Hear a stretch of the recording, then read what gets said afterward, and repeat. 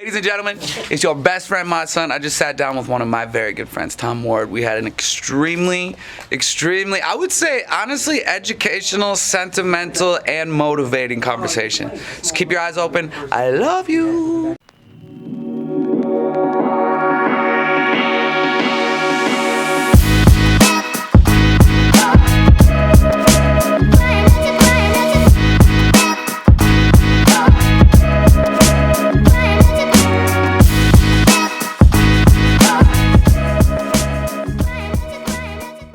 We on, baby! We're on. Your boys off camera. We're getting all caffeined up. Shout out Las Vegas, Jimmy Bennett in the building. Making coffee. Yeah. Just shout out to you, brother. Shout out to you. Thank you. We all need a Lost in Vegas. So what's going on, man? Another great day, man. Woke up feeling good. Lately, these last couple days, I want to say specifically, I've been waking up feeling very naturally happy. And You seem very happy. yeah. This is you naturally? Yeah. I mean, I obviously, I'm going through some life changes, so like it fluctuates, How long are you here and sober there. now? Yeah. You said what? How long you got sober now? 181 days today. Wow, man. Count every single day. Yeah. Wow. Yep. So. You getting a chip?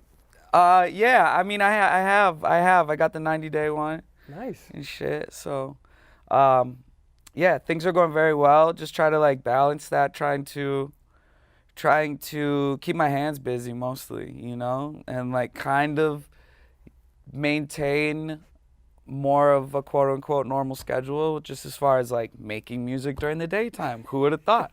You know what I'm saying? I've all of a sudden been making music at 2 p.m., which is like so different from the last decade of my career. Well, musicians work fucked up hours. Bob Dylan said this one thing, and like Bob Dylan's like, You have a tattoo. Where's Bob? Yes. He's right here on my arm. He said this thing that stuck with me ever since I was young. That was like, they asked him how he wrote his songs. He's like, well, I just open the windows at night, and it's like everyone else is sleeping, and I'm just gonna catch all the great ideas that are in the air, And that always stuck with me. Like, wow, you know what? There is way less people up at fucking 3 a.m. Yep. And the way that my mind has always worked, which is just like the belief and like energy and all that. I'm like, yeah, I'm going to catch these ideas that motherfuckers aren't utilizing, And so that stuck with me since I was like 20, 21, something like that. I'm 32 now. So I've always made music at, from 1 a.m. to 6 a.m. That's the magic time. That was the magic time. But now I really find like this whole new work habit of just knowing that, like I've been saying lately, like the music will be there tomorrow, and it's almost more fun to leave something to do tomorrow. That's kind of where I'm at right now, is like allowing myself to not do, have the most epic day of my life every single day. Try to be like, I'm going to leave some for tomorrow, and that's kind of been maybe giving me that more natural happiness in the morning, just being like, oh, I'm not starting something from scratch every day and trying to build this masterpiece by, wake up, start from scratch, by the end of the day, have a masterpiece. That was kind of my whole philosophy, was like, wake up a student, go to sleep a teacher. And lately I've been just like waking up and being like, oh, I have something to work on, not something that I have to build and kill myself building throughout the day. Yeah, I heard you on Adam's podcast. Everybody check it out. Great interview. Shout out to Adam22. No jumper, love you. But you told a story, and it really stuck with me, the Eminem story. Yeah. Now, in case you didn't watch the, I'm over here. This is your camera here, by the way. That's the wide shot. This is me. How do I look? Get the boots, baby. But the story was Eminem, they were working in the studio. It was like 5 o'clock. He's like, okay, I'm done. In the middle of this recording, middle of the like thing. A 9 to 5. Yeah, like, what the fuck do you mean? You're not working construction. Like, we still have a job to do. He's like, I'll see you in the morning. And that really stuck with me, because it's like, wait a minute. The young Eminem, Marshall Mathers, that first album, he would have been in the studio on drugs all night long until he got that song right. You just think of him just writing on a pad, crumpling up the paper. So if I'm an artist and I kind of live both worlds, like now the 2 p.m. world and the before I live the 3 a.m. world, I'd be kind of worried, like, damn, maybe the early Eminem was right. Maybe the new Eminem doesn't have it right. Maybe I do need to be up all night. Do you wrestle with that? Well, honestly, I've just basically accepted it. You know what I'm saying? Like, obviously I'm like a firm believer in the power of creativity, the idea that like quote unquote forcing things out can be golden, you know what I'm saying? There's almost a point in every song that I've ever made where I second guess myself while I'm making it. And I'm like, wait, is this even good, you know? And then I'll play it for one of my friends and they'll be like, this is fucking amazing, right? And I lived so much of that other life of torturing myself for the creativity that when I look at now, if we want to look at like Marshall Mathers' career specifically, we might say like, well, we miss his like early music when he was like that.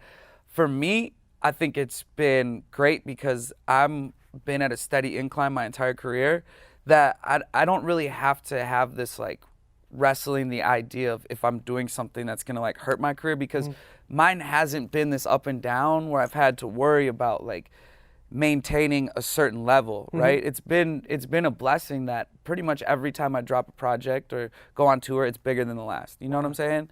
And I've just accepted that some kind of structure and normalcy in my life is going to benefit me right now. Like, that's not to say that I miss the days of sitting in the studio at 5 a.m., 2 bottles of whiskey next to me, drugs in hand. Sure, geeked out of your head. Girls half naked around me. Yeah. Of course, I have times I miss that, but then, like, so rude. Again, I can't, this fine, thing brother. needs to get away from me. Shout out Black Bear, that's who just texted me. I'm fine with giving it a chance right now. Okay. Because I'm treating my music, I've always had a problem with artists for the last decade of my career saying, like, I have the best job in the world, because I've literally never treated this like a job. I never have. And I think that's what's held me back a lot. What do you mean? I've always treated this as this like amazing gift that I'm living, and I'm so blessed, and I've never taken any credit for the work that goes into it. I've always just looked at it like such a miracle. I don't deserve this. I'm so lucky. Yeah. And I really like whether or not I've been infused with ego over the decade at some points, I've always literally, I can tell you, I promise you, in my heart, I've felt like I did not deserve to be able to do what I do. There's like, is there a guilt associated with like every success you're like, I don't deserve this? Oh my What about the guy I was on tour with who's washing cars now? I mean, when the drugs were such a part of my life, absolutely. See, that's what kind of opened up this new idea where I'm fine with saying this is a job, because I need to live. I need to live. Yeah. I almost died, you know what I'm saying? And I need to live. So if I'm okay with dying right now, go full artist, Mod. Go full artist, torture yourself, bleed onto the paper, do that. If you want to live, consider treating this like a job and treating your existence here as more than just your art. Yeah. You know what's kind of cool now too, because it's different. Like when I grew up and I heard you say the same thing, I mean, I had posters of Jim Morrison, Kurt Cobain, Jimi Hendrix, all these people that I grew up loving and still do on my walls. And guess what? What do they all have in common? They did a bunch of drugs. They're fucking all dead now, right? Yeah. But it's kind of cool now. So then that was the only thing. Like getting sober obviously doesn't make a good career, because who the fuck's ever done that? I know. But now you can go, okay, Eminem's done it. The Chili Peppers are probably the best example of it. You know, they all got, when Anthony got off heroin, that's when they really blew up. And you know, a great example of why the Chili Peppers stood the test of time and made it through that was because they were a unit that didn't want their brothers to do it alone. You know, it's so funny, I was watching the Red Hot Chili Peppers Behind the Music yesterday. I saw you were tweeting, you were watching a bunch of them. Less than 24 hours ago, and Flea in it, he's the only one pretty much in the band. Well, and Chad Smith, the drummer, I don't think they talked about him having horrible drug issues, but Flea, he didn't dabble with heroin. And Anthony and John Frusciante and the original guitarist had all been into the heroin world, and Flea never judged them.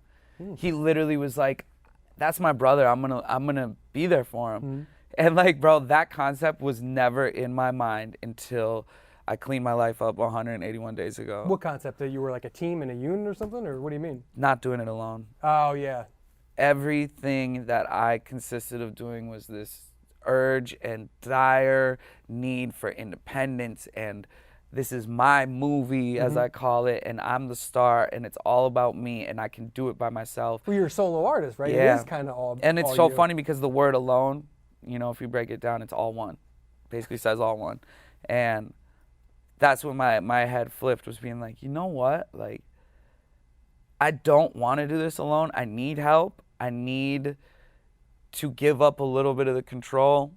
And that goes with faith too, just being like, you know, instead of, for the first time ever in my life, I'm like, not thinking that I'm in charge of my miracle, you know, and I'm patiently sitting here waiting for my stars to align, but not being stagnant. I'm working as hard as I can, but I'm not sitting there going, well, I'm gonna put all these fucking pieces together. I'm the artist. Yeah. Give me the puzzle pieces. Watch me form this. No, there's a level of magic that exists in music and art.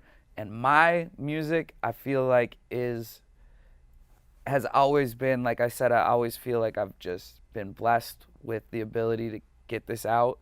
And my music is what I consider to be my miracle. So if I can just keep making music and not try to self-will everything into existence, I think that my career will definitely exceed to where I want it to go.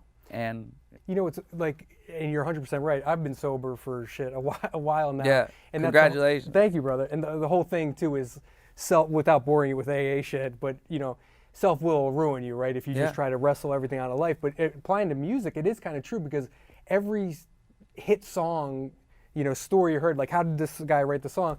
Oh, I was in the car in 20 minutes, I fucking wrote the song, or it just came to me, you know, I leaned over in bed and wrote it down, and I saw it in the morning, and there was the song. Like, you never hear stories of like, I wrestled with this fucking song for 10 years, and every day I worked at it, and now it's a hit song. No, they happen like this. You can't will it. A lot of the best songs, I will say, a lot of the best songs are Have you channeled. found that true? With me, 100%. I mean, the guys that, my boy Lost in Vegas, who's with me pretty much 24/7, he'll be in the studio with me, and he can attest to the fact that, like, my best songs are done within, like, an hour from start to finish. Like, it's just, it gets channeled out of me. That being said, like, I don't want to have one like that and 10 other ones that are trying to be channeled. So I'm working really hard to get through songs to make them perfect, which again is something that like that's the artist that I want to share with people now, is that, like, treating this like there's magic involved and like it's a job. Yeah. Finding that balance of being like, yes, like, if I'm not in the studio right now, how am I going to get channeled? Yeah, right? yeah. You're going to drive yourself crazy. Sure. So I need to be there at all times. And it's like, some of the best songs will come from Driving being your the car, furthest away from in the studio. shower. Yeah. And with me, like, I leave just enough room for a miracle to happen and magic to exist. But I like to think that, for me personally, I'm giving this album, I love that we're able to talk about my music here. Like, I'm giving this album a chance to be the best piece of music that I will ever release. Well, you just released a single. Is the album coming out, or are you still working on the whole Yeah, album? so I've released 2 songs from the album. I Remember Way Too Much and Uppers and Downers. Go check those out. I'm maybe 2 songs away from finishing my album. Oh, nice. Which I've been working on for 2 years, and I've made probably 500 plus songs for it. No shit. How many's gonna make it to the album? 15. Okay. 15. It's a good number. But the album has been made and done 3 different times throughout this process. What are you, Kanye? The original, yeah. So, like, the original album that I thought it was gonna be has totally changed to maybe 2 of those songs being on the final. Oh, so only 2 from the original, and you kind of changed them all out? Yeah. I really want to make this. I want to make this realistic to what is happening in my life right now, and showing not just, okay, scrap, let's say the music that I was making heavily fucked up on drugs, right? And I'm saying stuff like, I have a song coming out that's got G-Eazy on it that I say something like, do drugs in church on Sunday, right? I say that in it. Yeah.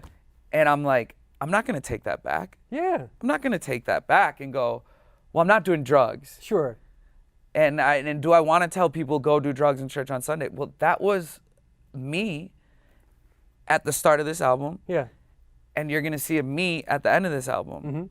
And I'm giving the balance of, like, a full human spectrum here instead of just being like, this is my vibe. You know, my song, I Remember Way Too Much, my first single that I dropped for this album, it's been the fastest growing song I've ever had. Wow. And usually an artist would be like, boom, we found it, make 10 of those, drop an album. Of course, that's what a manager will tell you, right? Absolutely.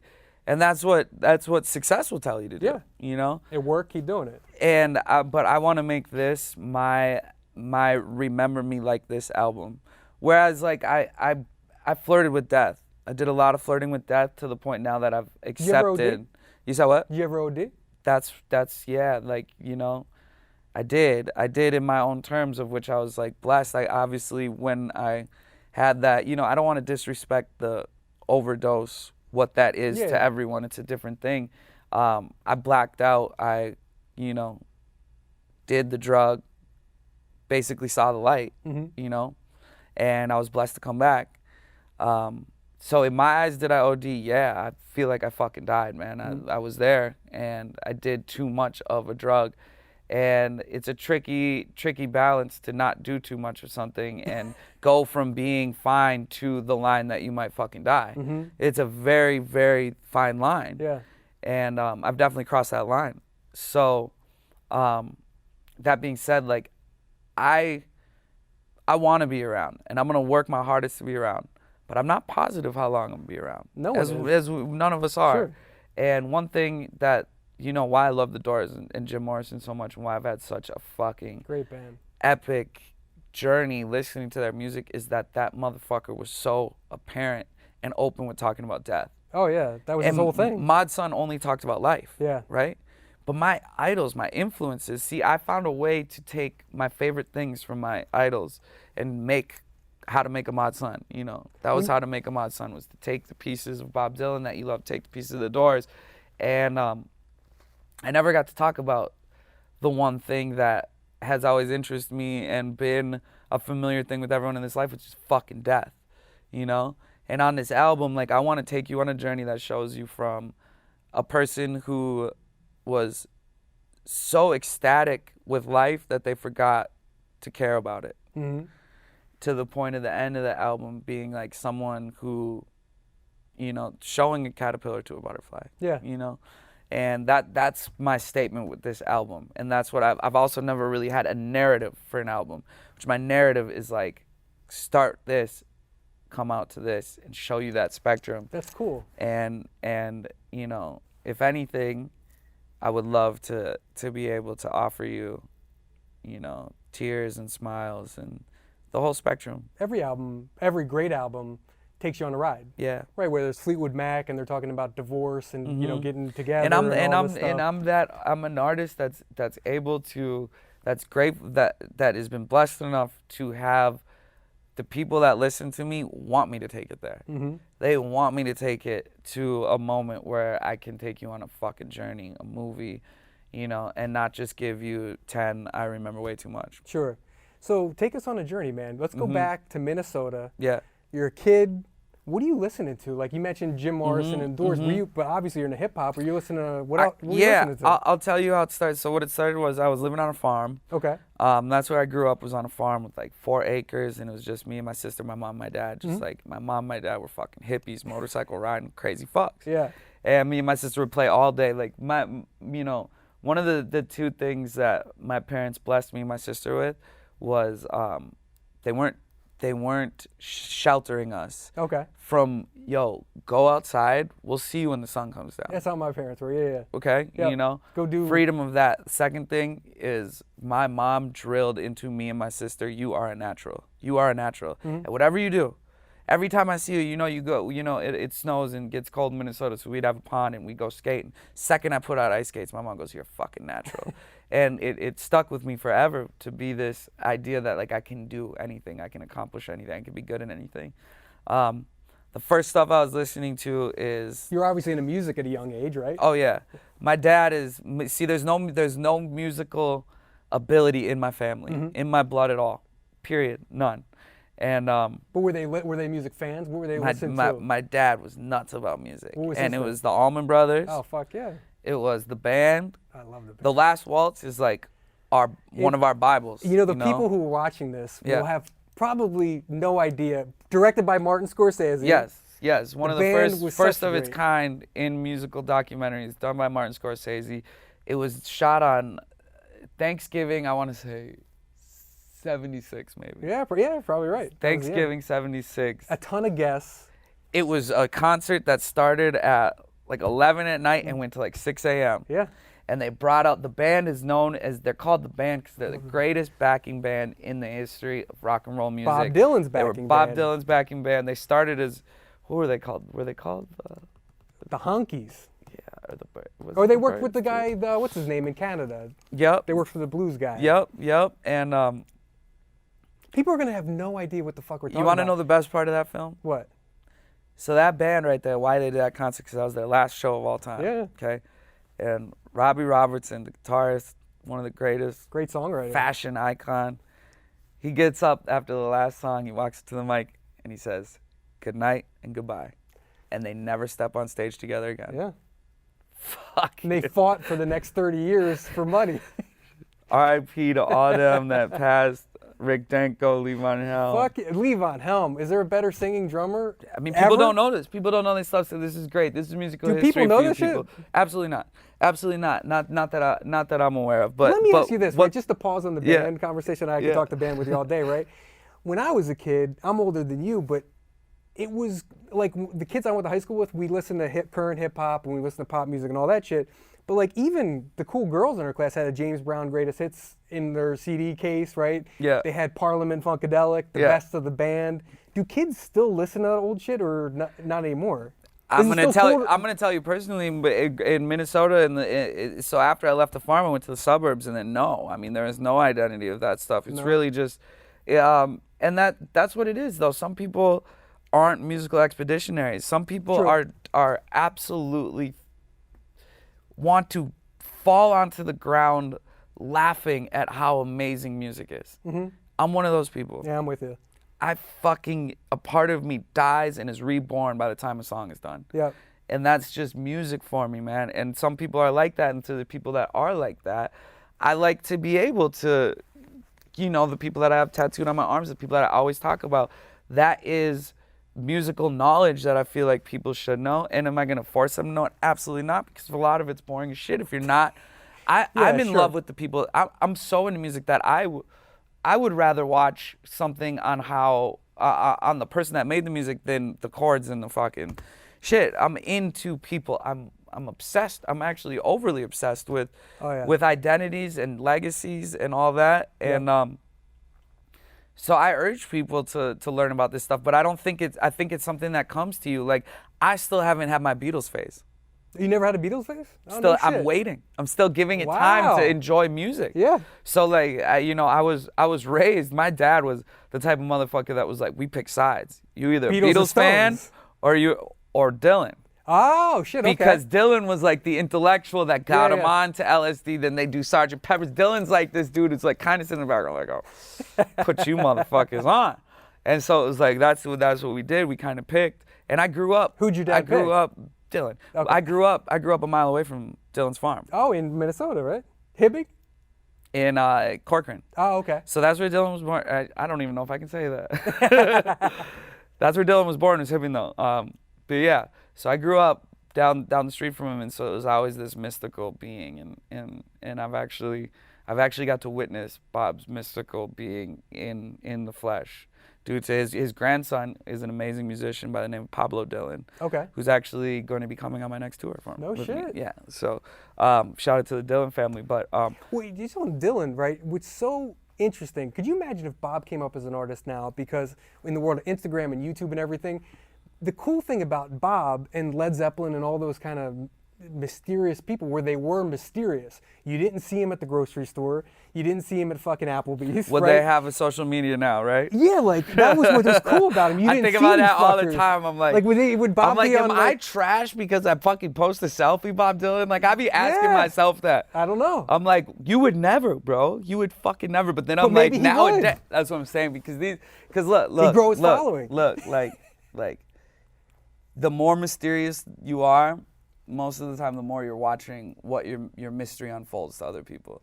You know, Like you're really watching it's your planned image? mystery. Like Johnny Depp, is all that shit calculated? Like, is he Oh, that? with him, He's a cool dude, but like, is every scarf? Is I don't know, he? seemed He's like an a cool actor, dude. so he acts really cool in movies. So who knows? Yeah. Who knows? Who the fuck knows? That's acting. Mm-hmm. Acting is a level of understanding that, like, you know, what a fucking world to get brought into, where if you gain ultra success from a movie, you kind of become that person for the rest of your life. Yeah, true. You know what I'm saying? Like, when I think of Brad Pitt, I don't care how many movies he's done for me, I'm always gonna think of Fight Club Brad Pitt. Yeah. And that's who Brad Pitt is to me. Brad Pitt is that person. Sure. You know what I'm saying? Like, that's a crazy world. The But to somebody else, he might be Brad Pitt Moneyball. Yeah. You know, that might be the Brad Pitt that they know, you know? It's fucking weird. It's a weird world, man. And same thing with artists, with albums, right? You could be take your Beatles example, right? The White Album's my shit. Rubber Soul's the one, you know? So everybody kind of has a different I love interpretation. that. I love being polarizing between your projects. I think that's what, shout out, big, huge round of applause for someone this day and age doing it by the name of Kid Cudi, who's always been ahead of his audience, right? As soon as your audience thinks that they have you figured out, you drop something that totally polarizes you to, I hate this or I love this. Yep. There's no in between. You could be the biggest Kid Cudi fan, he drops that punk album, you're like, I hate this. Yeah. Or I love this. Yeah. There's no like, oh cool, Kid Cudi, congrats. Like Yeezus. I hated Yeezus. Really? That was Fuck one. yeah. I think I might have fucked with that one. I kind But of it was lost track. polarizing, Yeah, you it's know? polarizing, and like that's a beautiful thing. I love to play those roles in music. If I do, you know, all this shit is narcissism. Being like, well, I do this in music. I have no fucking idea because I don't listen to my music like a listener. You know? I wish I could. You're too in it. I mean, you're in it. It's Exactly. yours. I can never listen to a song the same way someone else listens to it of mine, you know? And Rick Rubin, sorry to interrupt. Yeah. But he had, you know who let's Rick talk. Rubin is. This is an industry music talk for all you people out there. This is good. Right. You used to be talking to YouTubers about bullshit, right? I got some music skills let's out talk there, about right? some musical What do you know history about here. Rick Rubin? Well, insert picture Rick Rubin here. Yep. They don't know, but he had a great quote. He was telling a band that you want people to either love you or hate you. Being in the middle is the worst. Like, I love that. Mod's okay. Yeah. You know, I can take him or leave it. No, you don't want that. You want to be like, I fucking hate Mod Son. Yeah. I fucking love that dude. You know, and yeah. I don't know which. Do you agree? I personally don't. I don't know because I don't know what it's like to be an artist that's got a hit and no one, and that's it. Mm-hmm. I don't know what it's like to be that. I would. There have been points in my time where I would trade anything for a fucking hit. Sure. You know what I'm saying? But what that does is like, I have a feeling that it's always the grass is greener type of situation with that.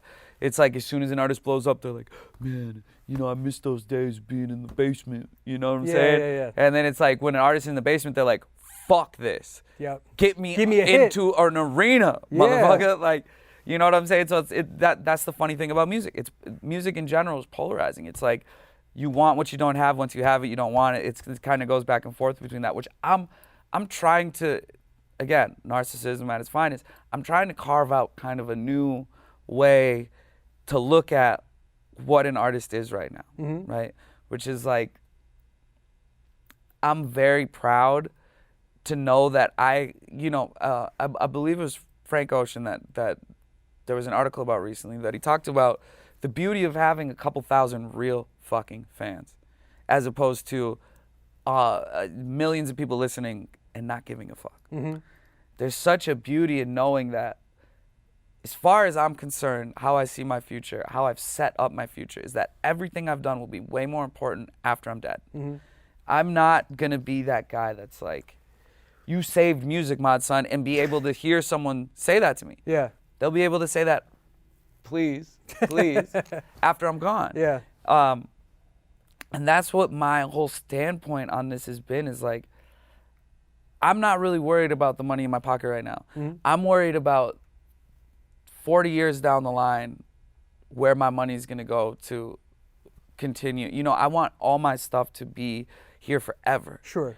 So I kind of look at music as that, and I think that's what will happen if you have this undying understanding of music from a time that computers did not exist. Yeah. You feel this urge to leave a legacy because this shit is not cool for a day and then done to us still. You know, right now a song is fucking popping for a month, and then it's what do you got next? And no one ever wants to listen to it. I again. like to believe that there's still a way to make songs that have legs that like will do so much forever. You know, that's where I want to be with music. That's where I would love to be able to maneuver, is in a place that I'm making stuff that's going to be very important once I'm fucking gone. Well, me as a music fan, I like the concept of an album, and you don't see it a lot anymore. Like this year, the Young Thug album, man, I've listened to that a fucking million times, dude. Is that the best album of the year? Do people even talk about that? I'm out of the loop. I'm an old dude with fucking car seats in my car. Young Thug. But that album's so good. That's our. I could get all. I'll take all the shit from saying this at all. Young Thug is our generation's Warhol. Oh shit. Period. Plain and simple. End of story. He's so good. That's what I believe. He is the epitome of energy, a physical version of energy. Yeah. And but what I'm saying about him, and I like and Travis's Astroworld the year before, but they were a whole album around a concept. You know, it was like all the songs kind of went together, different guests, and it was telling a story. Where you don't see that as often. When that comes my way, I really perk up. Like it seems like a lot is like I'm just going to drop a single and I'll drop another one in 6 months. Yeah. Is that kind of where it's going? Or people still sitting back and go, I'm going to take a year and come up with the whole idea and put it out at one time? Is there still room for that? I'll tell you what works better now is not doing that, right? So it works better to literally drop singles, and your album is basically released by the time it's released. Yeah, you know? But then who your cares album about the album? comes out and 7 of the fucking 10 songs have already been released as singles. I hate that shit. And you got 3 that are kind of fillers. Yeah. Well, that's what the industry kind of is right now, and that's okay. There's ways to accept it and keep moving forward. Me as a listener, like I don't like to, you know, I'm a huge Spotify user. Oh, yeah. I don't like to look at an album and see me only heart 2 songs. You know, concept albums, I think like an ultra concept album, I think is fucking kind of nerdy. You know what I'm saying? Like that's my opinion. Now, like a My Chemical Romance making like an album that's like that's like loosely based concept, like, you know, there's a story. There's a story. It's really a story, and it's like I wish I could say I had answers to some of the things within music, but like I definitely see the power of an album. I see people releasing 15-song albums right now, which is amazing because like an album for so long was 11 or 12 songs forever, for fucking ever. That was it. And people are just being willing to share more. But it's just, bro, music is such a scary thing right now because you're constantly chasing. You know, the same story that's been in music forever is still alive, which is that you're 1 song away. You're basically only as good as your last song, and you're only 1 song away from being the best you've ever been. Yeah. You know, and that kind of still exists, but the idea of wanting to give someone a 15-song album every year is a little also, that seems okay. Doing 2 albums a year seems kind of weird. That's hard, man. You know what I'm saying? It seems kind of weird. So I hope that the album direction is moving forward, but I like playful music, and you know, Young Thug is one of my favorite artists right now. And I don't mean like that's a concept, but what I mean is just you hit the nail on the head. Yeah. That's an album. When you look at the hearts, I got like 8 hearts out of 12 Me or too. something. You know what I mean? Me too. I don't What's want the move, baby? What's the move? Yeah, no, exactly. Yeah. There's I think it's just certain artists. Are there as many artists right now that are able to? First of all, most artists don't do the work that they used to have to do. A lot of artists get sent a beat. Some of them get sent a beat with lyrics. Oh, wow. And then they just do it. So, you know, there's authenticity and there's all that. But as far as I know, music is in probably the greatest place it's ever been in history, just because you can, if you choose to, do it on your fucking own. When I was in 9th grade and I started my first band, I couldn't play drums unless 4 other people could line up the same schedule and be in the same fucking garage at the exact same time. Yep. You know how fucking frustrating that is to not be able to do what you love to do unless you have 4 other people. Yeah. So that's what what I think sucked about music for so long, and that's why the beauty of a computer is like I am the drummer, guitar player, bass player, key player, mixer, engineering, you name it. Yep. In bed most of the time. Yeah. Literally laying in my bed. Yeah. It's the most beautiful place music's ever been. Or before you'd have to buy studio time back in the day, and you'd have to have session guys in. Every vocal take cost $25. Every what? Every vocal take. For a non-musician, what the fuck's that? Every time you go on the mic and go, okay, Pro Tools. Yeah. Right? So Pro Tools is what people use to make music now mostly, or Logic or whatever. You could go, hello, I am here. Stop. Come in. Hello, I am here. I'm here to say. Stop. Put it and keep punching. Oh, I got you. That don't cost no money. Yeah. Back in the day, you were using tape. Yeah. You'd have to cut the tape, and each tape cost money. Yeah. And you were cutting a tape, then you were gluing it back together.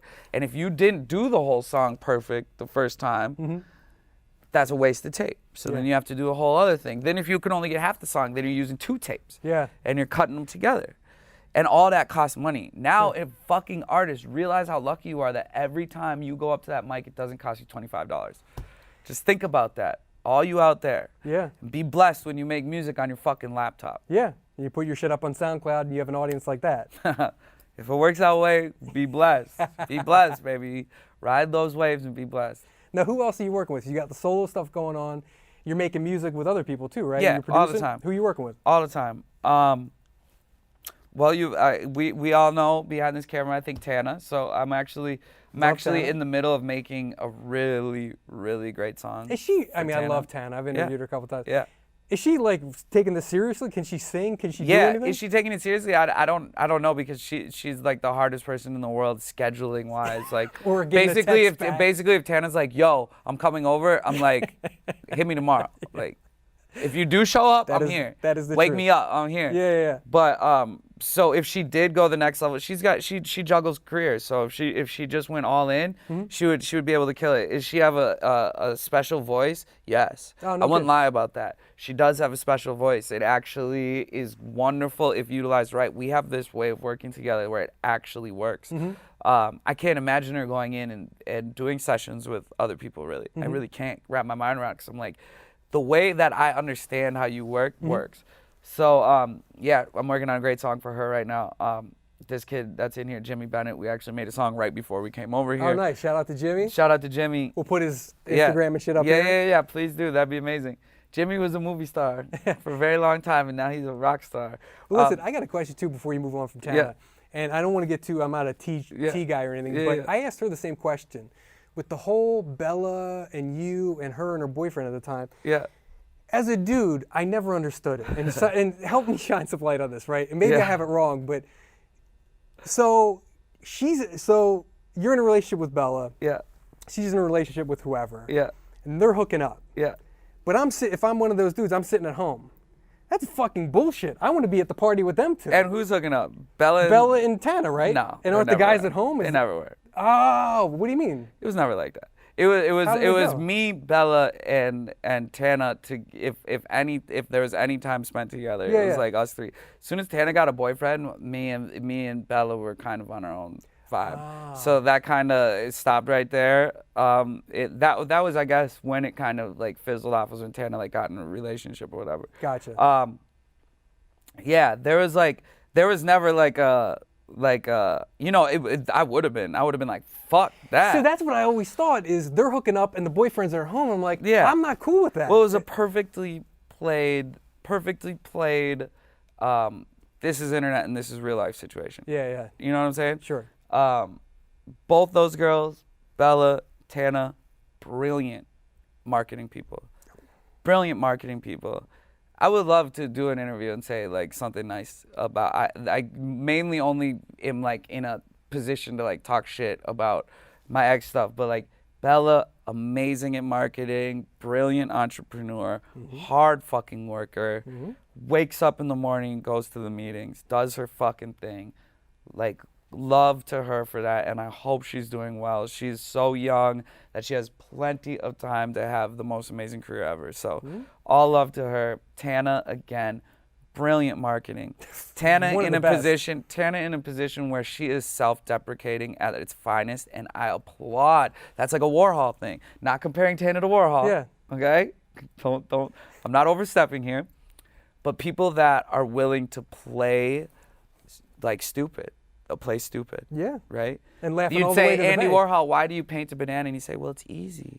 And he would say it just like that. Yes. Well, it's easy. Why not? Yeah.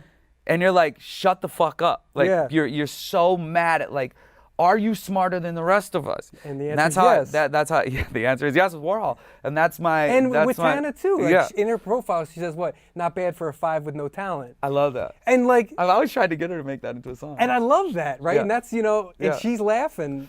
I mean, bro, there was a fucking moment where when me, Bella, Tana, Jimmy was involved in that whole time too musically, and Irv Gotti was in the situation. Irv Gotti? Yeah. How do you get hooked up with the? Well, that's he a does the weird show crew. Tales. He does the show Tales on Okay. BET. Shout out Irv Gotti. Great and producer. he one morning he wanted Bella to get on the show, so he came over to meet with her to get on the show. And then he played her the music that me and Bella had been working on. He fucking loved it and dropped everything and started managing her. To which then started a label with her and got her a deal and all Oh, that. Filthy Fangs is with Yeah, him? Oh, yeah. I don't know where that stands anymore. All love to them, but when that time was going on, it was a very fun time. It was a very cool time in all of our lives. I like to believe it was like a lot of creativity, a lot of like ideas getting thrown around, and just like a lot of fun. So Well, the only time, to interrupt, the only time I met you Mm-hmm. before this is I was interviewing Bella at her old house, and I was working with this brand who brought you guys scooters. Yeah. And the funniest thing ever was, so we get done the interview, and all of a sudden, you and her, immediately as the interviews, you guys are both smoking the biggest fucking joints I've ever seen, and riding around on scooters all around the inside of her house. And that's not even the craziest part. The craziest part was she was starting Filthy Fangs Records, so there was 2 middle-aged attorneys sitting by the door waiting to talk to Bella, and it's like a fucking freak show in there. And I'm just thinking, what are these guys thinking? Like, and I these are- wonder why I'm an independent artist. right? It's like I went to law school to deal with these 2 yahoos, you know? Oh man. But it seemed like it was fun times at the house. That's That the was point. that was probably a fun time. Probably was. That was probably when it was starting to get serious. Lawyers being in the house. So it may have been when it started declining from fun. I always make it a point to have a good time, man. Yeah. I'm always trying to bring life to any situation. So that's a great memory. I do remember that day. That was fun. But you know what? Listening to that story really, really resonates with me because that was probably, obviously, cool. Mod and Bella, they're crazy. That's a little disrespectful. I was a habitual line crosser when was it came to disrespectful? just making people wait on us and being like, look at me, and you know what I'm saying? I take things more seriously now, which is like something that I think is being paid in forward for me right now, which is that like people are starting to take what I do more seriously. You showed up on time. That's very rare when I sit down with people. Yeah. Like you text, hey, I'm here, you know. My mother raised me very well. That's Like, important. A lot of people don't do that anymore. I'll lose sleep over it. Really? If I, canceling things or being late, like I will lose sleep. I like to be respectful, but a lot of times prior to 181 days ago, I was putting on a show everywhere I went. You know, it was always showtime. It was like, I did a podcast in this exact same building with Brittany Furlan. Shout out her. I love her. She is great. And I walked in at 2 p.m. with a bottle of Jack Daniels and sat down with her, and fucking by the end of it, I think there was this much left, and I was fucking out of my mind, geeked out. And I think that... In case you don't know, when you do a lot of coke, you can drink a lot more. Oh my God. It's a great combination. In case you're not familiar. They Oh go my so God. well together. Yes. I'm starting to really not miss those things, which is The feeling great. of death the next day. Just the feeling of shame. Yeah, true. Shame is a motherfucker, man. That is. Dude, you know what's funny? I went to the liquor store this morning. I'm Yeah. not drinking, right? But I drink energy drinks. I saw you drinking one Me out there. too. And I didn't I'll have take any at one. home. It's the worst thing for you. But anyway, I dropped my daughter off at school, and I'm coming back. I'm like, I want an energy drink. So I went in the store, and I got it. And the lady in front of me she's like, give me a pint of Bacardi rum, and she had a Coke. And she goes, give me a pint of Bacardi rum for later tonight. And I left the store, and she had like kind of the alcoholic nose and stuff going. Mm-hmm. I go, motherfucker. I go, she's got to lie. yeah. She's got to lie to the lady who doesn't even give a shit, but that shame she's carrying around, like I related to what was Where going you feel on. like you feel like you're being judged by total strangers and it affects you. Yes. Oh yeah. Oh yeah. There was a stretch of time where I was so scared of the internet, like What do you mean? going Well, you're a live, public posting figure, my though. face, like whatever, just being called out like, bro, there's fucking coke in your nose, we can see it, or you look fucked up, or all these things, you know. There was like a stretch of time where I was really dealing, like my outer image had always, I like to think I've cleaned up very well since then. I think You look good? I have a very different aura and look to me, and I think that's great. My prior image was always a battle of people just writing me off as like a druggie. So then at a certain point when I was a fucking druggie and being judged as a druggie, it's a lot of battle of like strange, like literally face down, like don't look at my nose, don't look at my nose, like can't look people in the eyes. I mean, that was the number one thing. I mean, you could tell if you look back at anything. It's very funny how a clear mind will show physically. Like I lost I have it right now, I promise you, a sparkle in my eye that's there. I didn't have that for like 5 years. It was actually gone. Yeah. I've looked back at pictures and videos and all this stuff, and there was no sparkle in my eye. Crazy. I was like, holy shit, like was my soul even there? Yeah. My soul was gone for 5 years. Yeah, and I have a wonderful fucking memory. And I remember feeling like pretty fucking dead when I thought I was feeling alive, you know?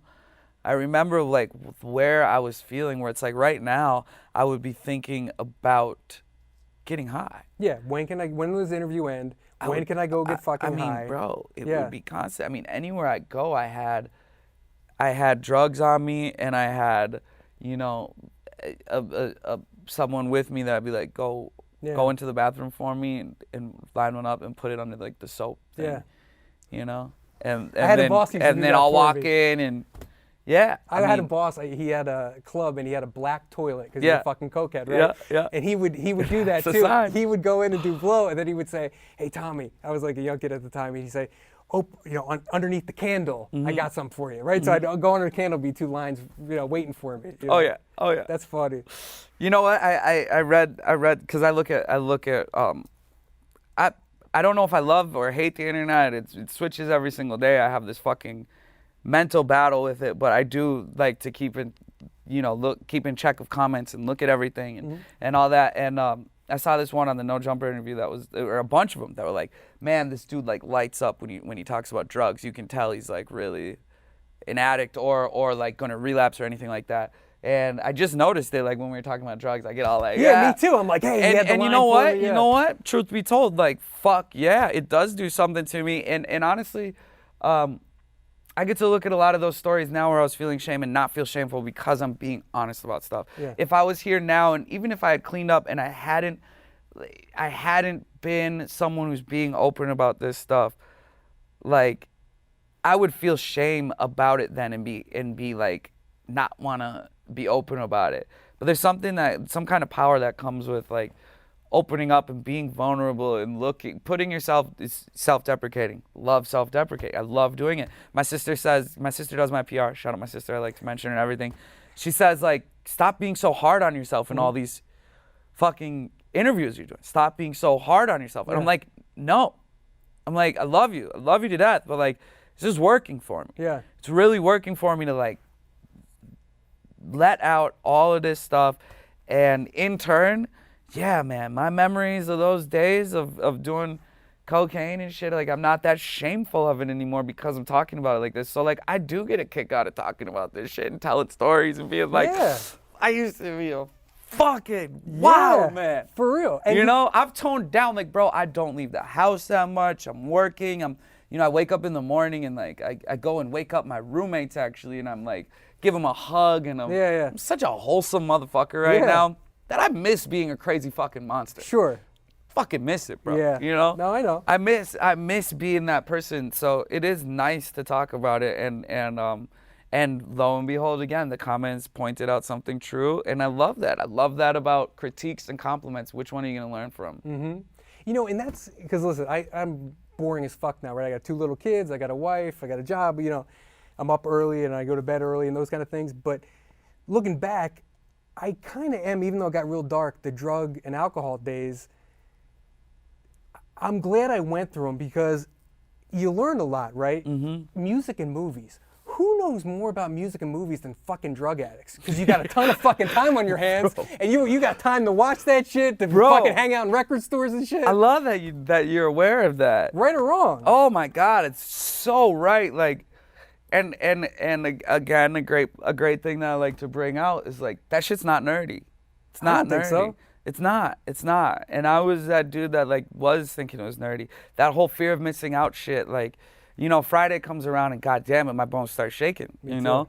I'm like, fuck, like you don't need to do this. And if you do go out, you know how it's gonna end. And then I'm just gonna start chasing some girl around. And then I'm gonna be up till 5 anyway watching this girl drink and fucking, you know what I'm saying? So it's like the epitome of what I thought was square is very fucking enjoyable. I don't feel shame waking up the next morning like, oh, I watched 5 movies last night. I watched Behind the Music. I'm such an asshole.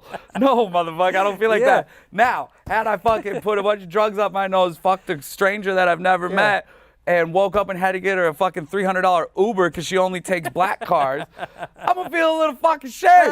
But no, I watched 5 movies last night. I'm all right. I'm not that bad of a guy. Oh, that's funny. I called my mom this morning. Look I'm at all you. right. You're doing good. I didn't call my mom this morning. I need to.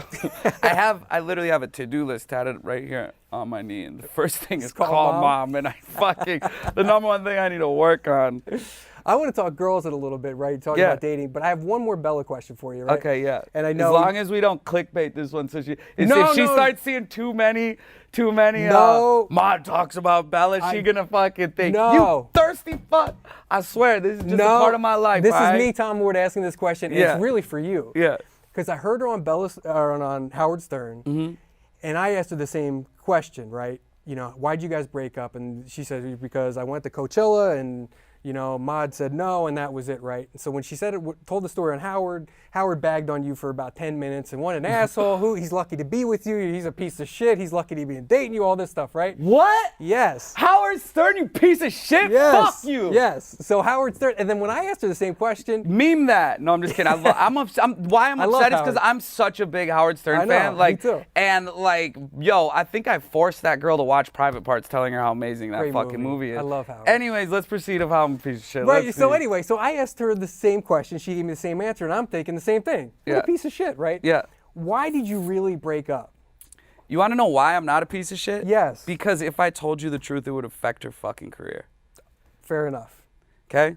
So that's one thing that I've explicitly been like, there is a line I won't cross, and it is something that would affect your fucking career.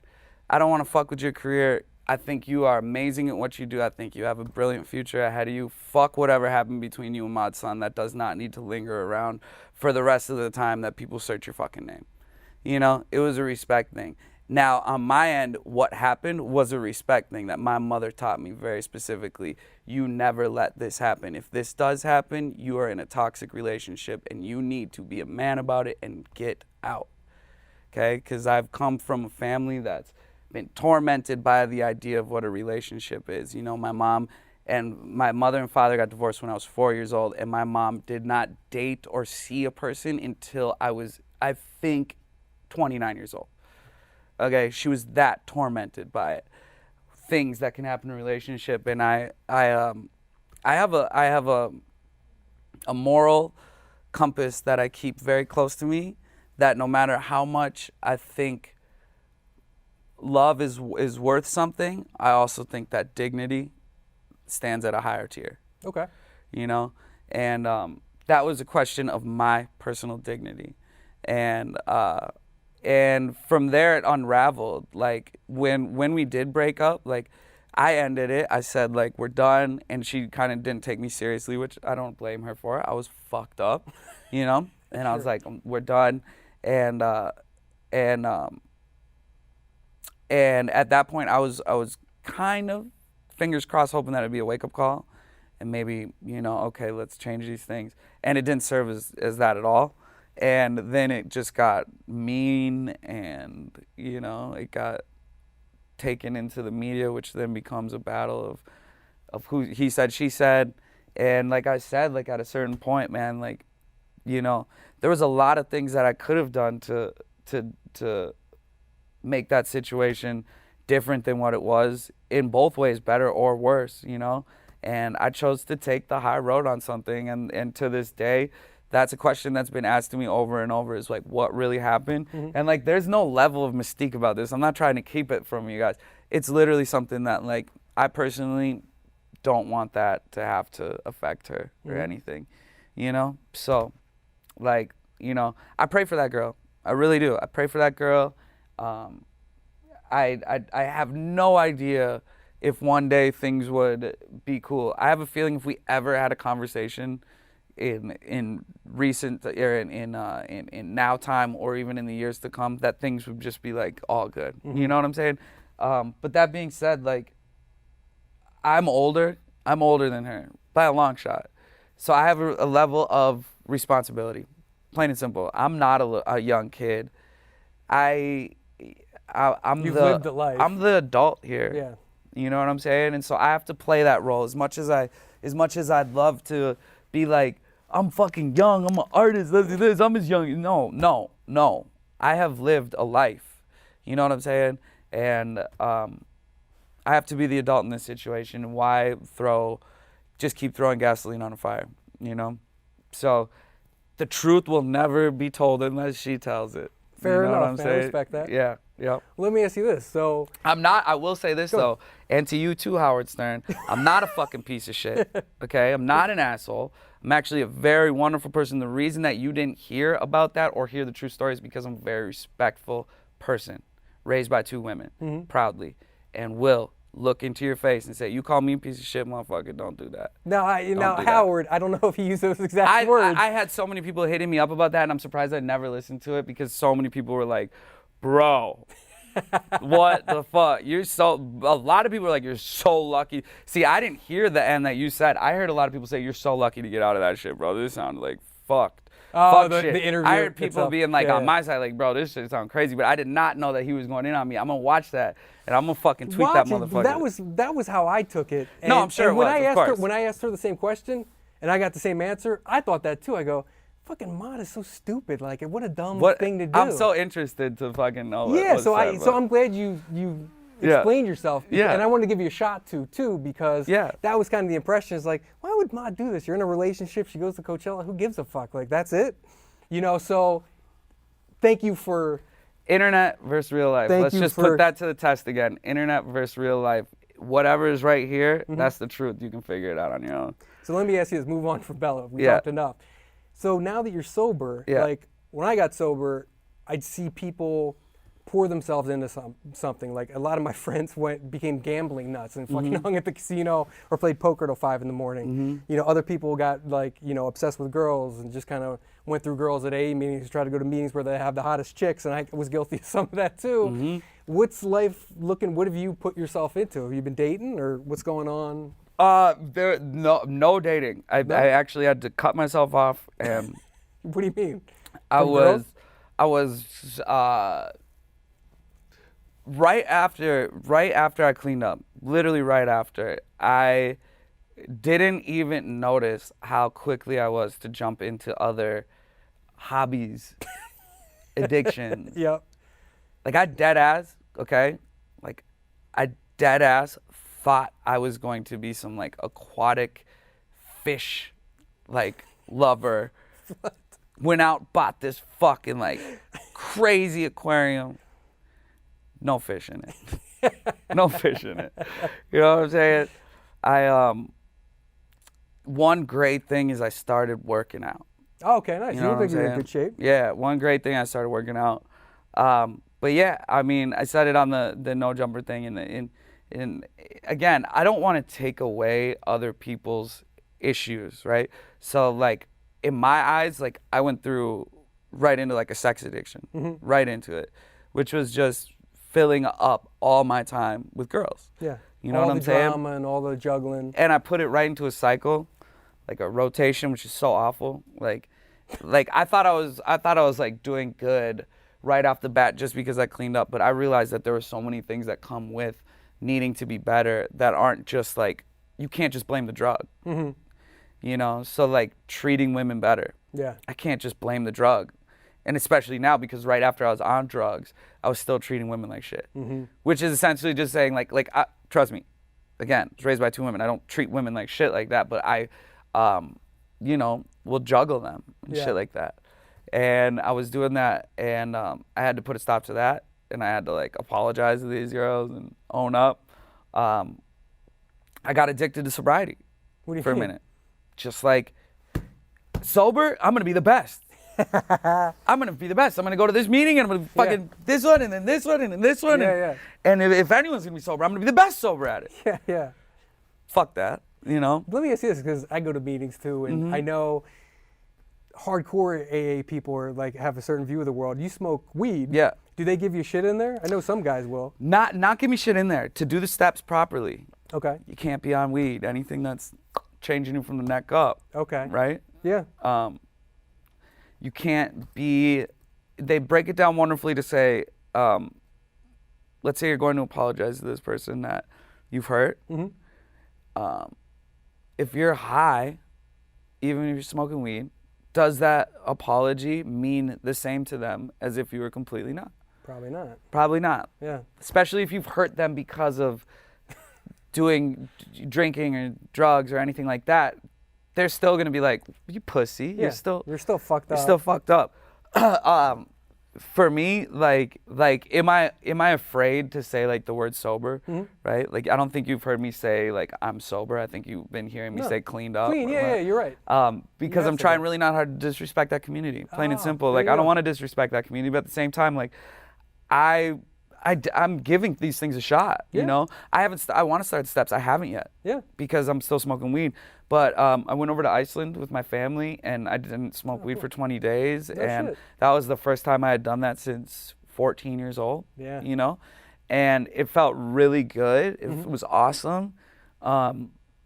I basically, like, I don't want to be perfect yet. Yeah, yeah. I'm not fucking ready. And there's nothing wrong with that. Like, I got buddies who got fucked up on pills and shit, and now are clean, you know, off pills, but they smoke weed. It's like, okay, that works for them. And like, I don't want to be that guy that's sitting there arguing, well, I smoke weed and you drink coffee. Yeah, yeah. So you're fucked up too.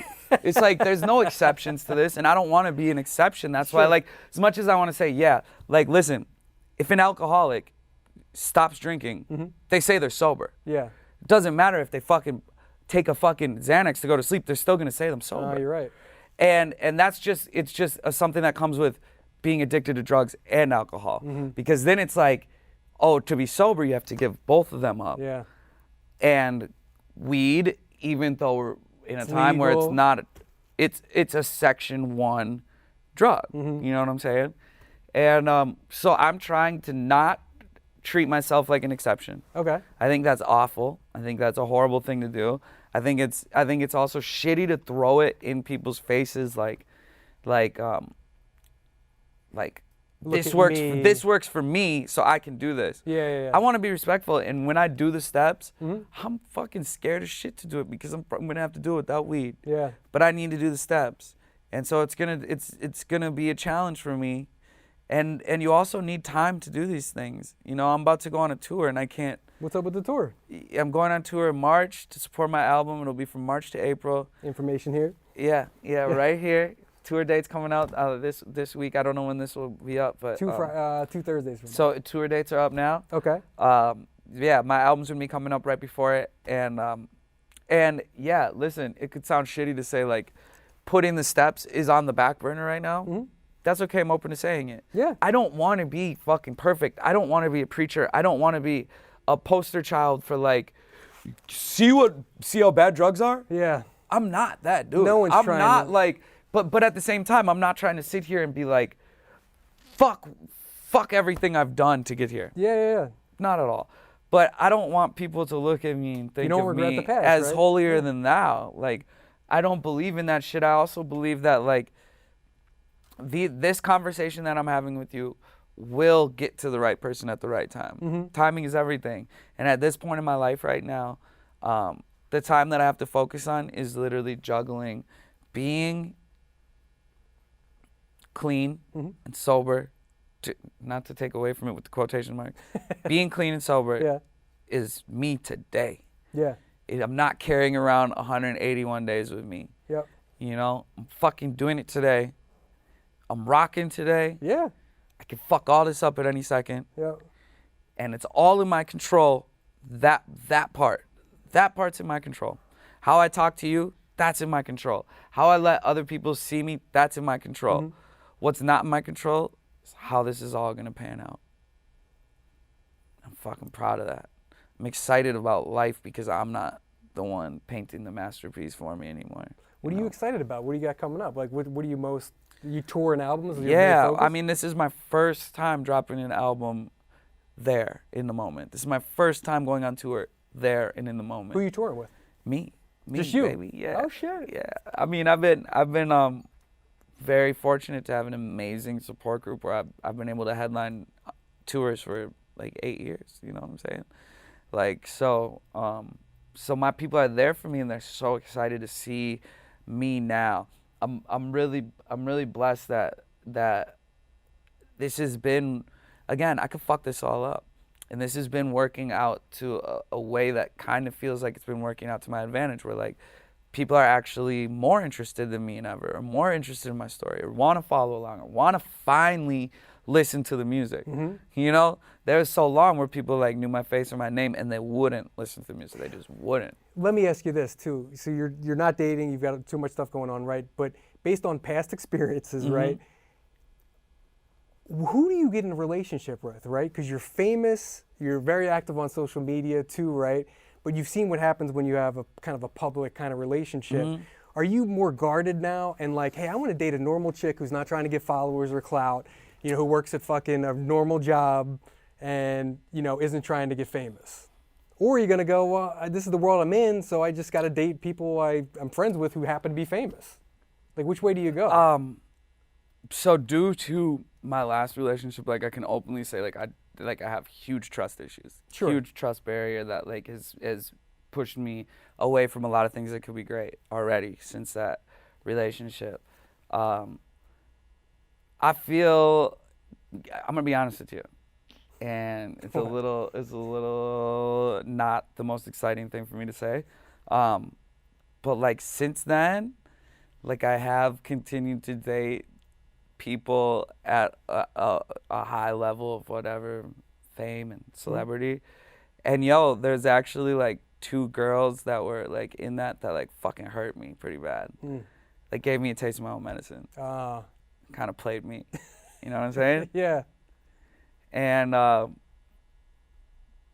like these were people that I fucking like liked. Was like already like fuck it, I'm in like a new relationship. Yeah. And then it changed very quickly, and I think a lot of it has to do with people also. Like I'm slowly moving out of the Daily Mail and Snapchat. Yes. And fucking. Isn't that nice? I'll tell you what, it's nice to not wake up and be searching your fucking name. Or to have the Google notifications and going off. all you famous people, you are all guilty of doing it. I know I can open up your Google tabs right now and see your fucking name in there. I'm fucking grateful that I'm not doing that anymore. Yeah, nothing's popping up. I'm grateful that I'm not chasing an article. But at the same time, famous girls like fame. Yeah. So the less they see my face, the more they're willing to go find another face. There you go. So that's my struggle with, I became a fame whore. You know, I was about the fame shit. Like I love fame. I can openly say I fucking love fame. All I've ever wanted to do since I was young was be famous. Who doesn't want to be on TV or in an I don't know. article People around the world have a great way of saying, "No, fuck fame. I don't want to be famous." No, who doesn't want to be famous? And I've said it, been like that, trying to be that guy. Like, man, fuck famous shit. Yeah. Like I don't care about these numbers. I care. Fuck yeah! I'm glad you're saying it, because who God, doesn't do I care care about views and downloads? And let's make sure that this streams? get the highest views. Yes, of all subscribe, of turn his shit. notifications We gonna turn on. this one up because Yes. this is a good shop talk. But Of course, like this video, of course I'm gonna obsessively look at views. good. And that Good. most people do that, but they're like Good. too cool to as talk long about. as you're it. as long as you're open with it, Like most people are like, but I don't care. I don't. you know, look. Bullshit. I've rarely met a person who's honest. No. You know, who's honest about it. I rarely meet them. I think that they're all hiding shit. the fact that they're obsessed with narcissistic it, as yeah. fuck. And like, look, man, if you like yourself and you like actually want to be famous and all that shit, you're competing with everything that you've done. You're competing with yourself. So it's like, these numbers will drive you crazy to think, okay, this picture went the fuck off, and now every picture I post from this point on has to outdo the last one. That's what, yeah. You're going to get a mental illness. Yeah. Okay? I don't throw that word around. Do you look at Instagram lightly. like that now, or no? As a mental illness? No, not that. What kind? Because I do. Yeah, I mean, I think there is, but I mean, like, do you look at Instagram like, are you so well thought out? Like, well, that last one got 100,000 likes, so this one, next one, ooh, it only got 20. Fuck. Like, do you look at it like that, like a job? Yeah, I'm a habitual deleter. If it doesn't do good, I'm deleting it, and that's that's my fucking messed up mentality. I want to escape it so bad, but I have to escape it. I literally have to throw my phone across the room and be like, no, your goal is to not look at this picture for 24 hours. I'm fucked up, bro. I'm fucked up from it. I want to not be fucked up from it. But I think that anyone who's in these articles, who's got the following, who's posting videos all the time, like, dude, I pray for you. I fucking pray for you, because this shit, like, it's not like, yo, obviously if we're talking to, like, my mom, she's gonna be like, take this a little lightly, like, really? Like, it's that hard? Like, it is. My friends out there, I understand the pain of not getting as many likes as you want. And on a smaller scale, the girl who's watching this in Indiana does the same shit. She puts something on Facebook that gets 40 likes, and it's like, ooh, I'm used to getting 100 likes, delete. And I'm not, and they don't care about me anymore. Yeah. And that's what the feeling is, bro, and it's very sad. The feeling is that you think that people care about you one day, and then they stop caring about you the next based on the way you look or what you put out there. And that's sad. It's sad to think that there's people judging themselves every day off of those numbers. And that's why when they talk about a future of those numbers not existing, I do support that. And it would hurt. It would probably hurt the business. It would hurt the business. I don't know how much it would hurt my career. I know it would hurt a lot of careers. Oh my God. And so I don't want to, I'm not in support of your careers hurting.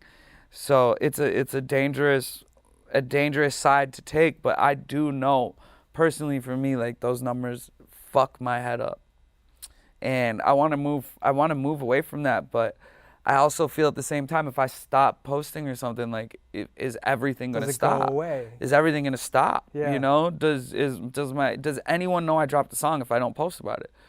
You know, and like back in the day, you didn't have a post. No. You dropped a song. Yeah, they play it on the radio. And you dropped it physically. Yeah. Like, so. Man, it's the Wild West for a lot of this stuff, because it's a new era of what's going on. And well, I just sat down. You met her with Erica before. Yeah, she's sat beautiful. Down. She is beautiful. She's a model, and she was talking. Duh. Yeah, right. And we were talking about, can you be a model now without having a monster Instagram following? And she's like, not really. Ooh. Like, you need, unless you're like super freak beauty. Yeah, but that girl will have a following. No, I know, anyway. because then they're gonna book. Even if this girl is a beautiful, perfect model, the exact face they want, they're gonna book the person with the following. You got it. It's the same thing kind of with musicians too, right? You got to make sure your social media game's on point. You got to be promoting. You do, and the more calculated you can be, the better it works. And crazy. The more that you can look at social media like a job, the more it'll work for you. But that being said, like, that drove me to a maddening place to think that, like, my picture is going to be the reason that I do feel successful. A picture of me. And then it became a thing where it was like, okay, I know exactly what's going to get the most likes. So I got to take a picture with my shirt off that shows my tattoos. There's got to be kind of a smile on my face. It's got to be like natural daylight, daytime, mod sun. You think bright, you think sunny, you think happy. I'm sorry, I'm laughing at you. No, but exactly. No one talks about this, but this is really how. This is really what it is. Yeah. And you wake up every single day trying to outdo yourself, because the post from yesterday that did amazing, that made you feel good for 12 hours, is now the thing that's driving you mad. Isn't it like cocaine, really, if you think about it? Yes. The high doesn't last Bro, long. Yes. And that's why I still am like, God, if I could have like you know, I'll tell you how fucked I am. So like, I know exactly what my success is compared to myself. So if I get 30,000 likes or 30 to 35,000 likes, that's like top tier picture for me. Okay. If I do like 20 to 25, that's decent. If it gets under 20, delete that shit. Okay. Okay. And it was like, you're building this pyramid that's just naturally going to fucking fall. Mm-hmm. Because you don't know how long Instagram is already, I don't know if you guys have seen it, it's already losing impressions. Yeah. Right now. Where are people going? TikTok. Yeah, isn't that crazy? We just did a TikTok with Erica. It's amazing. Yeah. It's amazing. I mean, I don't know how get to it use yet. it. Yeah, I don't know how to do it. And you don't have, No. all you have to do is it's the same thing as anything else. You just shoot a video. You don't got to do it to music. You don't got to do it to anything. Yeah. You could sit and actually have a fucking talk. And so you're building all these fucking structures that are eventually one day going to be gone. It's like Facebook. You spend so much time with Facebook. Who the fuck's on Facebook anymore? I don't know, but it's still an entity. And it's also like, you know, and then the other maddening thing is figuring out which one is going to last. And I love myself so much still, and all this like cockiness and arrogance is still in me to be like, well, fuck it. Like, I do look good. I'm a good looking dude. I've been blessed with features. Let's show it off. Yeah. But Let then the it's world like, see. but then I think to myself, if I saw a fucking artist that I liked, and If you saw every Bob- other day he's posting a picture with his shirt off, Yeah. and writing some, you know, whatever caption, like, am I gonna be like, this dude's cheesy, corny, fucking like he's like undermining his music? He's like, Could you imagine Bob Dylan in '66 throwing a fucking shirt off pic, selfie, all scrawny, all fucking amphetamine out, holy shit! just kind of doing duck face and shit. Oh my god! I mean, No, I just the answer is no, you immediately can't. think of like a Jimmy Fallon parody of that. Like immediately him being Bob Dylan. Speaking of Jimmy Fallon, I can imagine that there's gonna be a comment in here that says I look like Jimmy Fallon. Oh, do you get that a lot? All the fucking time, and I Hear don't it? see it. I don't see it. I just have to accept it at this point. Yeah. I get it all the fucking time. That's a good compliment. Jimmy Fallon, good looking guy. Is Why it? not? I don't know. I don't know. I don't know. I've never heard any like bad chicks be like, Jimmy Fallon. That is true. That is true. You really got it going on. He's swagging. I've never really heard that. Much love to Jimmy. You got another thing going for you. I don't know if it's that. But yeah, so the social media thing, I'm grateful that we got to touch on that, because I think that I have no idea what kind of long-term effects it's going to create. I have no idea how much more money y'all are gonna make off of it. I know that it's like amazing. It can be amazing. It can be really amazing. So like I love it, and I hate. It's like the internet thing that I told you earlier. Like I fucking love it one day, and I hate it the next day. If I'm not doing good on the internet, I fucking hate the internet. Yeah. If I'm doing great, you know, the last interview that I did, I dropped a music. So here's my psyche for the last week. I dropped a new song 2 weeks ago, and then like a music video for it like a week ago. Yeah, and love the song, love the video. simultaneously, a podcast that I was in dropped, well, like at the same time my music video did. And the podcast is like way the fuck up here. Yeah. And my music's down here, and I'm going like this to myself. If I didn't have that podcast, I just have this. Yeah. And I'd probably not want to get out of bed. Yeah. And that's where I am, bro. I'm open with saying that because I've always had this problem, but who I was telling the world to be was it's a great fucking thing, bro. It's a great thing that I was doing, but there's only so long that I could do it for, and that's my honest truth. It's like I was doing a great service to people, to music, to everything by saying, be positive. Mm-hmm.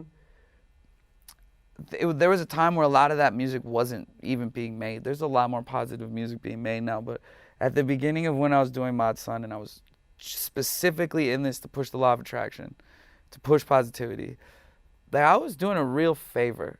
I really think I was, and I'm very proud of it. And did any of that music like take off hit-wise? Mm-hmm. No. Did it get me to a place where I can pay for my life, pay rent, drive an awesome car, help my mom out with money, give my sister a job, give my friends a job? Hell fucking yeah. Isn't that the gift right there? I mean, honestly, yeah, because as soon as it goes above this level that I'm at now, which I know it's coming. I know I'm just that fucking far away. Yeah. I can feel it. It's not going to feel like this right now, which feels like a bunch of brothers living in a house, doing the right thing for me right now personally, doing right by God, you know, which is saying like, dude, you have money and your sister doesn't want to work at her fucking job anymore. So what are you going to do with that money? You're going to fly her out to California. You're going to get her a fucking crib or let her live in your crib. You're going to give her a job and you're going to say, spend the next 2 years on your dreams. That's badass. If you don't want to do that, go back home. Go back home. But in no way am I going to sit around and let my family or my friends not succeed and go to the next level. And I can get a tear in my eye right now thinking about it because, you know, my boy who's in this room, lost in Vegas, you're never going to see me do another interview where I don't mention this kid's name, or like my brother JL websites, or my brother Winter Havens, who's not here today. These are people who have helped me be alive today, right now. I'm getting teary-eyed, guys. I'm getting teary-eyed. And I heard this great thing. It's a Nipsey Hussle quote, and he said, if you're not inspired by your circle, it's really a cage. And, you know, I walked in the Lost in Vegas room the other day, and I just looked at him, I was like, man, I'm so inspired by you right now. You know, my sister, I'm so inspired by her. And she thinks I'm the one that's doing great. And Austin thinks I'm the one that's doing great. And I'm like, if I can just help you skip these places that I had to go to get to where I am, then I am a great human being, you know? And I can go to bed at night just being like, you're doing the good work, man. Like, the real work is not done in the studio for you, Madsen. You know, the type of human you are, the real work is done right here in this chair, right, you know, over your brother's shoulder, on the phone with your sister, checking in with your mom, caring about your dad's well-being, not wanting him to fucking die. Like, that's the good work, man. And if I can just bring some of that stuff that I do in my real life to my music, I'm going to be all good. I'm going to be all good. And I'm not so worried about myself anymore. Like, I really, really, really am enjoying doing the right work here. And fuck my music getting this many views and my podcast getting this one, because this one is important and it's me talking. And my music, you can listen to that forever, motherfucker. That song might go platinum 20 years after I'm dead. Great. But while I'm here, let me use some of this energy to do more than what you can't feel, you know? And that's why, like, I'm so into not doing this shit alone and caring about my brothers and my sister and my mom and my dad and the people that support me. I hate the word fans. You know, I hate that fucking word. Y'all not no different than me. You are not a fan. You are my fucking friend. You are my family. Like, for real, for real. And I just want to let them shine more than anything. So, like, all this success that I've had, if I'm not using it to do good for others, then I am a piece of shit. And Howard Stern, you can be right if I don't do that. You can tell me I'm a piece of shit if I don't go out here and help my brothers. But until then, I ain't going to accept that. Well, man, it is a pleasure sitting down with you. I see the sparkle in your eye. It's there, man. It's really I see you know, you got your boys around you. I see the family life is good. I see your head straight. Yeah. Much success on your, you know, new singles, album that's coming out. I'm sure it'll be great. Good luck on your tour. Yeah, man. Make sure you follow Madsen on all the socials. Yes, we'll put and them here. all my people that come over and watch this, make sure you subscribe to his channel, because, like, this dude is just at the start of what he's going to be doing. He's done a lot of stuff already, but this is really just the start of what he's going to be doing, because I can already vision who you're going to be talking to in the next couple of years, man. Shit, man. Well, I appreciate it. Thank you so much. So everyone subscribe, for real. Leave 3 comments for my son. Leave 3 for him. Or leave 2 for him. You can leave 2 for him. Yeah. But subscribe, and if I could just, you know, leave you with anything, like, take it one day at a time. Enjoy it. Enjoy the ride. Don't try to do it alone. And remember, alone just comes from all one. Madsen, I love you. Thanks, brother. Yeah. That was great, man. Appreciate you, Thank bro. you. Yeah.